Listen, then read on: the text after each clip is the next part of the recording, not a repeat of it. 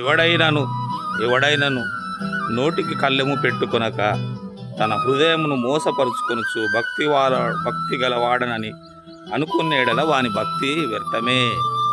చాలామంది నోటికి కళ్ళెం పెట్టుకోరు, ఇష్టం ఉన్నట్టు మాట్లాడుతుంటారు, బూతులు మాట్లాడుతుంటారు.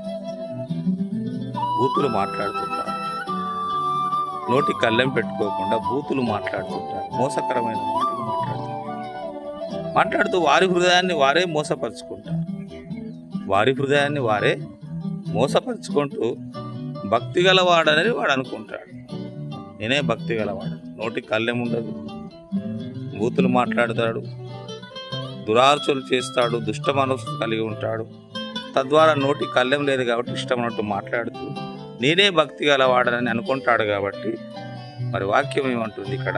వాని భక్తి కూడా వ్యర్థమే. ఆ భక్తి వ్యర్థమైన భక్తి అని వాక్యం సెలవిస్తుంది.